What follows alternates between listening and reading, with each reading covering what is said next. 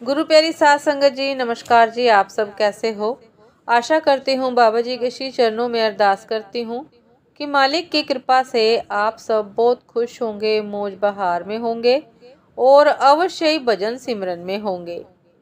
साध संगत जी, मैं हाजिर हूँ आज आप सभी से एक बहुत ही खूबसूरत साखी साझा करने के लिए। उम्मीद करती हूँ ये साखी आप सभी को बहुत पसंद आएगी। तो साध संगत जी, चलिए आइए समय न गवाते हुए शुरू करते हैं। साध संगत जी, एक नगर में एक जुलाहा रहता था। वह स्वभाव से अत्यंत शांत, नर्म और वफादार था। उसे क्रोध तो कभी आता ही नहीं था। एक बार कुछ लड़कों को शरारत सूझी। वह सब उस जुलाहे के पास यह सोचकर पहुंचे कि देखे इसे गुस्सा कैसे नहीं आता। उनमें एक लड़का धनवान माता पिता का पुत्र था।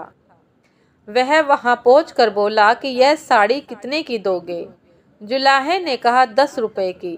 तब लड़के ने उसे चिढ़ाने के उद्देश्य से साड़ी के 2 टुकड़े कर दिए और एक टुकड़ा हाथ में लेकर बोला कि मुझे पूरी साड़ी नहीं चाहिए, मुझे तो यह आधी साड़ी ही चाहिए। इसका क्या दाम लोगे? साध संगत जी, जुलाहे ने बड़ी शांति से कहा 5 रुपए। लड़के ने उस टुकड़े के भी और 2 भाग कर दिए और फिर दाम पूछा। जुलाहा अब भी शांत था। उसने बताया 2.5 रुपए। लड़का इसी प्रकार साड़ी के टुकड़े करता गया। अंत में वह बोला, अब मुझे यह साड़ी नहीं चाहिए, यह टुकड़े मेरे किसी काम के नहीं। साध संगत जी, जुलाहे ने शांत भाव से कहा कि बेटे, अब यह साड़ी के टुकड़े तुम्हारे ही नहीं, किसी और के भी काम के नहीं रहे। अब लड़के को शर्म आई और कहने लगा, मैंने आपका जो नुकसान किया है, अंततः मैं आपकी साड़ी का दाम दे देता हूँ। जुलाहे ने कहा कि जब आपने मुझसे साड़ी ली ही नहीं तो मैं आपसे पैसे कैसे ले सकता हूँ। यह सोचकर लड़के का अभिमान जागा और वह कहने लगा कि मैं बहुत अमीर आदमी का बेटा हूँ और आप एक बहुत गरीब आदमी हो। अगर मैं आपको रुपए दे दूंगा तो मुझे कोई फर्क नहीं पड़ेगा, पर आपका ये घाटा हो जाएगा और आप इस घाटे को कैसे सहोगे? नुकसान मैंने किया है तो घाटा भी मुझे ही पूरा करना चाहिए। वह जुलाहा मुस्कुराते हुए कहने लगा कि तुम यह घाटा पूरा नहीं कर सकते। सोचो किसान का कितना श्रम लगा, तब कपास पैदा हुई। फिर मेरी स्त्री ने अपनी मेहनत से उस कपास को बीना और सूत कता। फिर मैंने उसे रंगा और बुना। इतनी मेहनत तभी सफल होती जब इसे कोई पहनता और इसका उपयोग करता, इससे लाभ उठाता। पर तुमने तो इस साड़ी के टुकड़े टुकड़े कर डाले। इस रुपयों से यह घाटा कैसे पूरा होगा?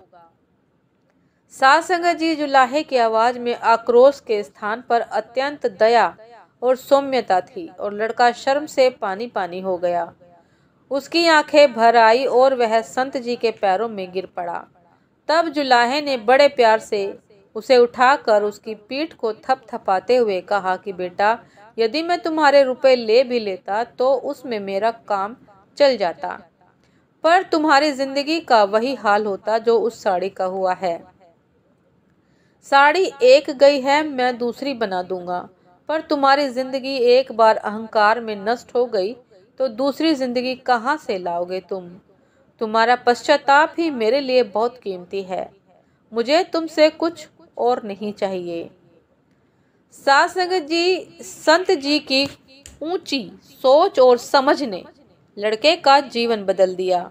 ये कोई और नहीं, ये संत कबीर साहिब थे। हमारा भी हाल उस लड़के की तरह ही है।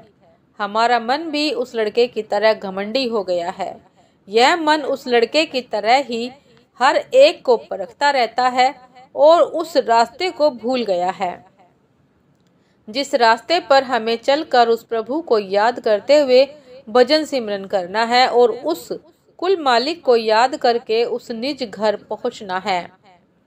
साध संगत जी, हमें हमारे सतगुरु ने नाम बख्श रखा है, पर हम फिर भी उसका निरंतर जाप नहीं करते। हमें अपने मन को काबू में रखकर इससे भजन सिमरन करवाना चाहिए। ताकि जिस कार्य के लिए हम इस संसार में आए हैं वह कार्य हमारा पूर्ण हो सके। इसलिए कुल मालिक को हर रोज याद करो, मन को अच्छे रास्ते पर लाकर इससे सिमरन करवाओ। जब तक यह मन अच्छे रास्ते पर नहीं चलेगा तब तक हम आध्यात्मिक कमाई में आगे नहीं बढ़ सकते। इसलिए हमें अपने मन पे पश्चाताप की भावना रखते हुए इस संसार में रहते हुए आगे बढ़ते रहना है। पश्चाताप से हमारे मन में विनम्रता आएगी और यह झुकना सीखेगा। जब यह झुकना सीख गया तो यह अपने आप ही परमार्थ के रास्ते पर आगे बढ़ता जाएगा और हमारा सच्चा मित्र बन जाएगा। जब मन हमारा मित्र बन गया तो फिर हमें किसी से डरने की क्या जरूरत है। फिर हम उस मुकाम को आसानी से हासिल कर सकते हैं जिसके लिए हमें यह मनुष्य जामा मिला है। साध संगत जी, जब लग तेल दिवे मुख बाती, तब सूझे सब कोई, तेल जले बाती ठहरानी, सोना मंदिर होए। जब तक दिए में तेल है और बाती जल रही है तब तक उजाला है, अर्थात जब तक श्वास है और आत्मा शरीर में है तब तक सब कुछ अपना है। जब तेल खत्म हो जाता है और बाती जलना बंद कर दे तो खाली दिया रह जाता है, अर्थात जब श्वास खत्म और आत्मा शरीर से निकल गई तो सूना शरीर रह जाता है, मिट्टी रह जाता है, वह किसी काम का नहीं। साध संगत जी, ये थी आज की एक बहुत ही खूबसूरत साखी। उम्मीद करती हूँ साध संगत जी ये साखी आप सभी को बहुत पसंद आई होगी। यदि पसंद आई हो साध संगत जी तो लाइक कमेंट शेयर करना ना भूलिएगा। चैनल पर जो भी नए हैं कृपया करके सब्सक्राइब कर लीजिएगा ताकि चैनल पर मिलने वाली सभी शब्द साखियों की अपडेट आप सभी को समय पर मिलती रहे। साध संगत जी, आप हमें इंस्टाग्राम पर भी फॉलो कर सकते हैं। इंस्टाग्राम का लिंक डिस्क्रिप्शन बॉक्स में दिया गया है।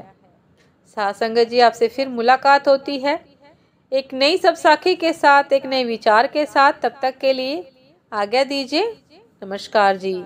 सदा खुश रहिए, मुस्कुराते रहिए, भजन सिमरन करते रहिए। नमस्कार जी।